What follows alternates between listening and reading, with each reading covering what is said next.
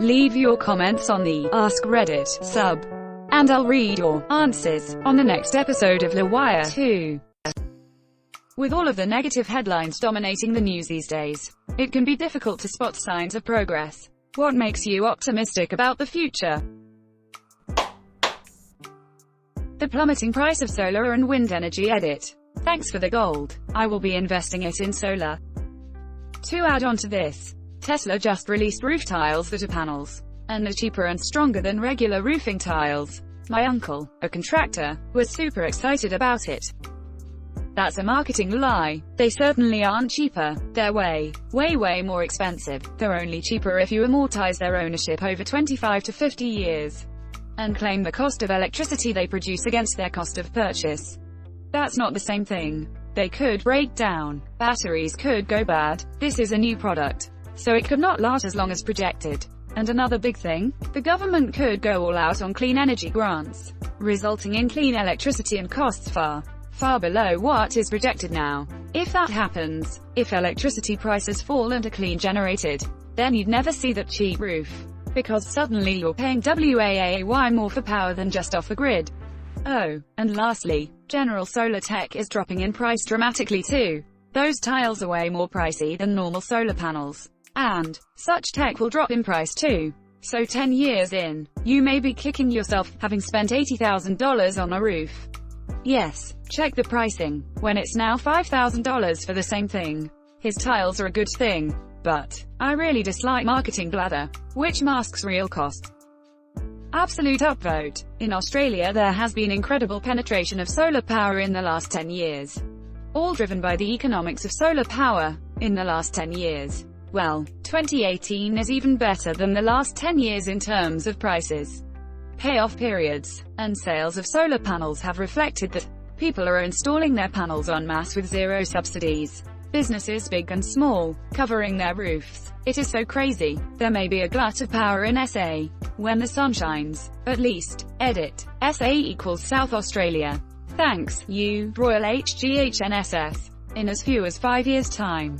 Considering the rate of growth. On one Sunday, a few months ago, greater than 50% of all power in SA was generated by rooftop solar alone. That's not even including wind and other large-scale renewables. We don't have hydro in SA. The magic of all this is that it only took a few years of government investment. The market has ramped up, partly and thanks to those subsidies. We are reaping benefits, and we will be for years to come. Government investment cries in American asterisk. Don't cry too much. The federal government is still trying to peddle clean coal. The federal government is still trying to peddle clean coal. Please tell me this is a joke. It is not. I mean, it is a joke, but it's also not a joke. I mean, I haven't heard much about ISIS recently. That's gotta be a good sign. Should we start calling them WAS? Yup, they've not had territory in Iraq since 2017. I think they're on their last gasps in Syria too. ISIS is nothing now. It isn't. My goodness, I can't wait to say that out loud. They no longer control anything meaningful anymore. They're just your garden variety terrorist group now. Why do we even have that garden? In the analogy, the garden is our lives. ISIS are the garden variety weeds. If we give up the garden to the weeds, then they've won. This analogy was much more accurate than I first expected when I started reading it. Well done. I'm really impressed.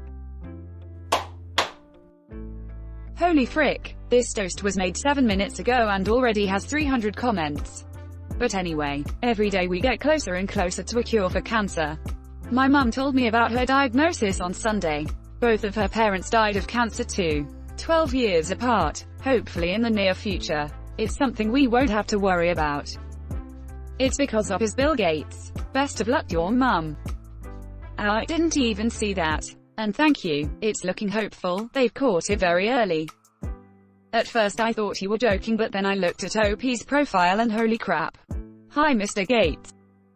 Till Bill Gates is a karma whore. Not happy with him only getting kajillions of upvotes for his armor. That we're almost at the point where we get artificial organs. I could use a kidney. Edit. Guys, thanks a lot for your support. understanding and most of all the selfless offers you've made. Sell it a kidney or info. I love you all. Edit 2. I wish I could share some resources on how to be a living donor. If someone could help me in that front so I could share it here. I'm not from the States and I don't know where to start. This is the most humbling experience I've had on Reddit yet. Edit 3. Thanks to you, Ragnarukas, for this resource on living donation organ donor.governor.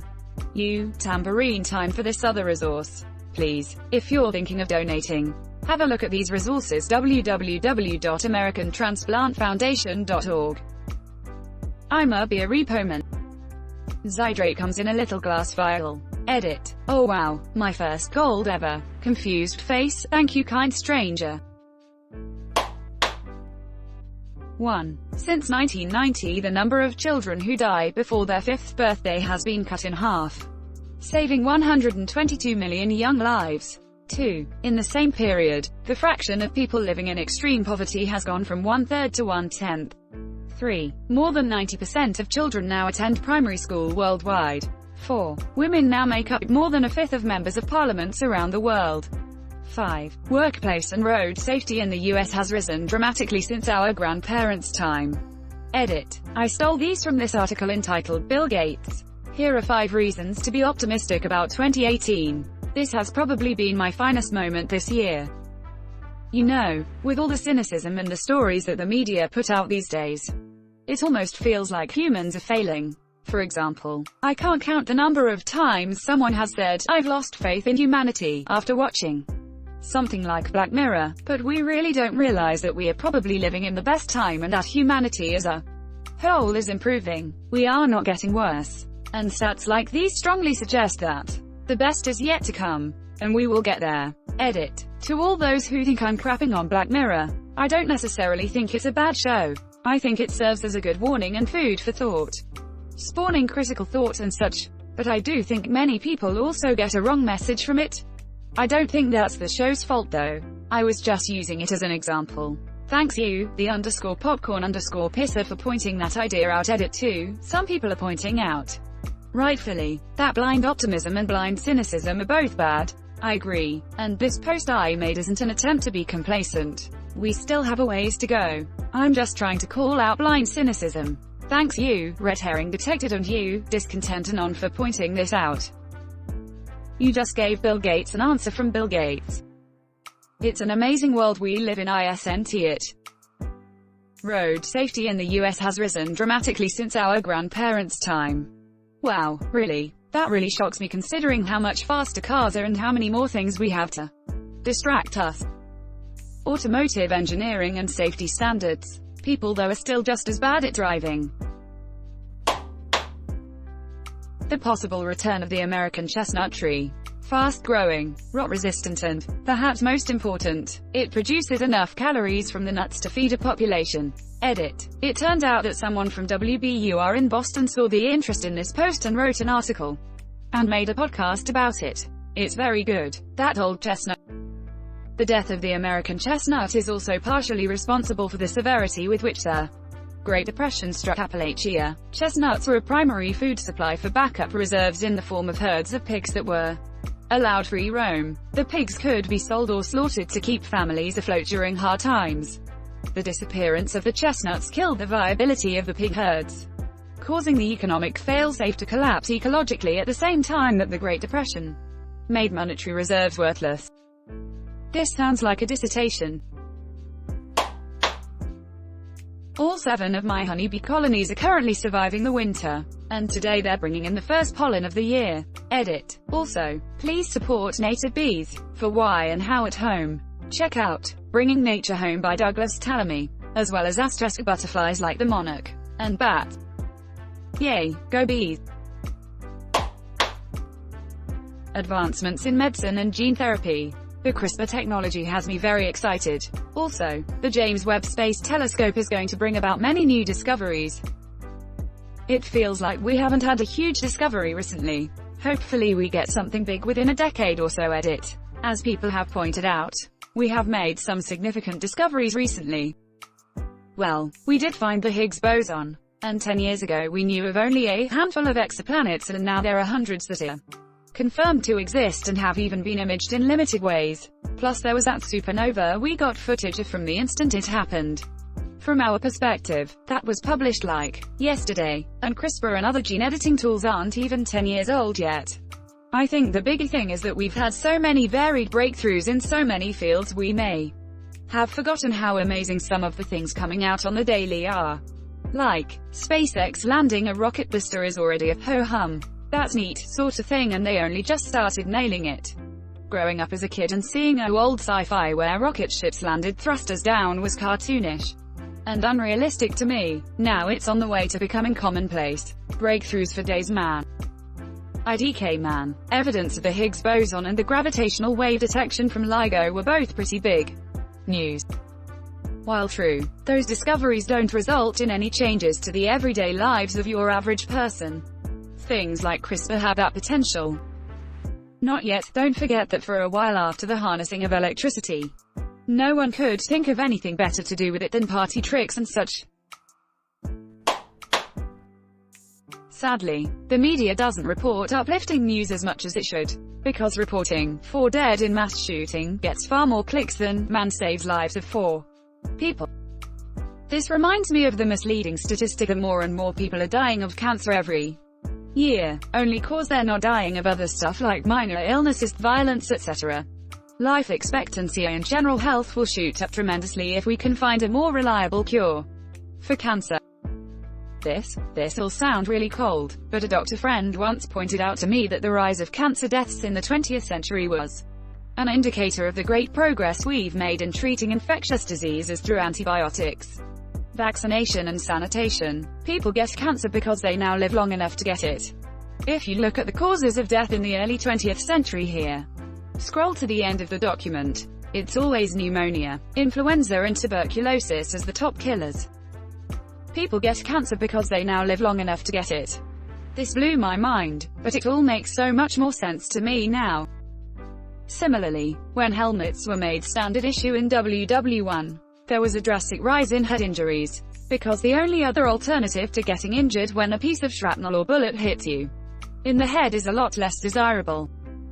Similarly, in WW1, or 2, I can't remember, they were trying to armor planes against bullets. When deciding where to put more armor, they looked at where the planes coming back were getting hit, and we're gonna build there. Then, some smart butt said wait, put the armor everywhere else. And he was right, because the planes that made it back could obviously survive the hits.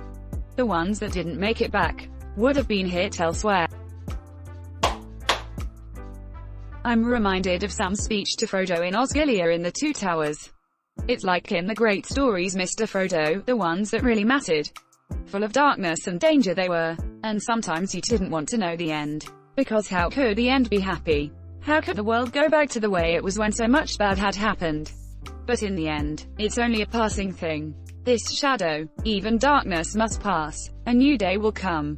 And when the sun shines it will shine out the clearer. Those were the stories that stayed with you. That meant something, even if you were too small to understand why. Folk in those stories had lots of chances of turning back, only they didn't. Because they were holding on to something, that there's some good in this world, Mr. Frodo, and it's worth fighting for. I also think on these 2 quotes when looking to be optimistic about the world. Some believe it is only great power that can hold evil in check.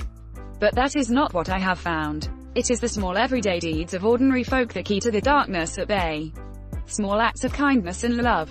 Why Bilbo Baggins? Perhaps because I am afraid, and he gives me courage. When I was a boy and I would see scary things in the news, my mother would say to me, look for the helpers. You will always find people who are helping. To this day, especially in times of disaster, I remember my mother's words, and I am always comforted by realizing that there are still so many helpers, so many caring people in this world.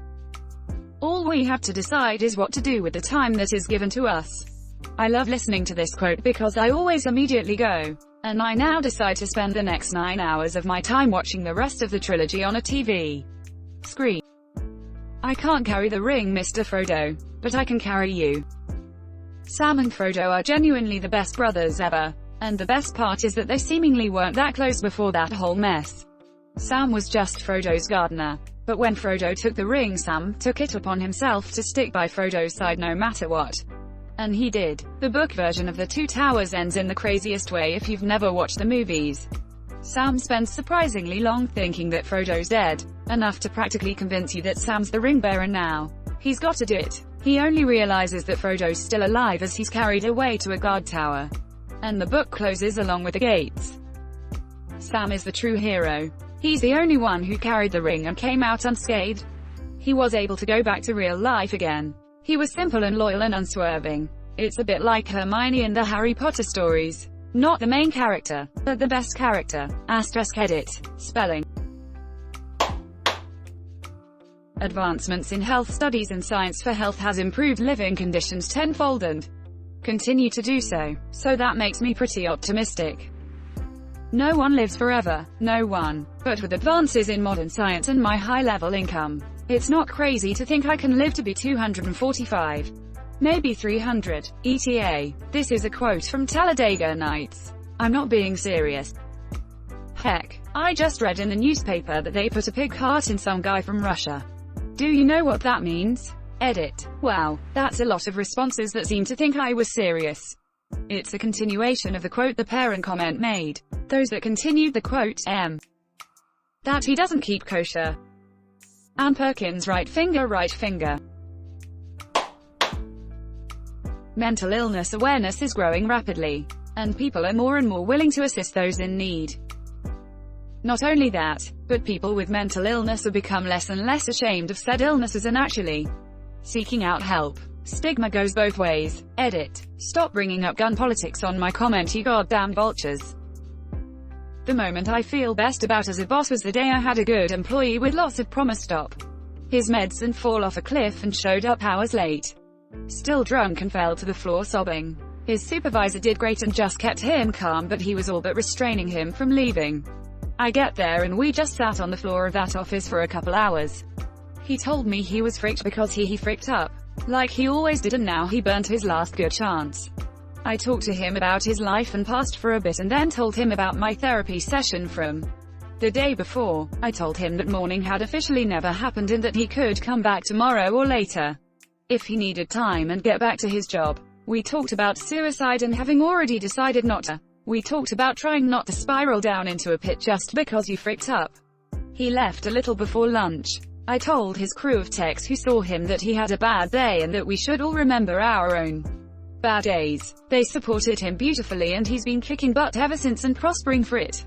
I've fallen into a pit of my own now. That job is a big part of what got me here. That was one of the worthwhile times. I feel good about that. Thanks for reminding me and sorry for the therapeutic word vomit. You were the person he needed that day. You got him out of his pit. If you need help getting out of your own pit, I'll help you any way I can. Thank you very much for the offer. It helped to write it out. It helps more to be heard. I'm down but, mercifully, surrounded by support. Pass mine on to the next please. I quit smoking today. Congrats! ! I quit last month after smoking for 20 years. Couldn't be happier. SpaceX. The Musk.